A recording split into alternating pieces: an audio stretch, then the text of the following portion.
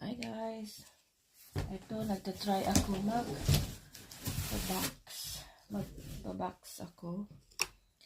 Magbabox ako ng LBC box. Magtatry ako ng box kasi marami akong ipapadala. So, ganito ang ginagawa ko. Kailangan marami kang tape dito sa bottom. Yan, para secure. Para hindi mag-split yung box. Yung ganon. Tapos, a clear tape is very good to use, guys. The clear tape only. Ang tape ko galing sa work yan, kaya marami lalo na yung mga minsan, yung mga reject. Yun.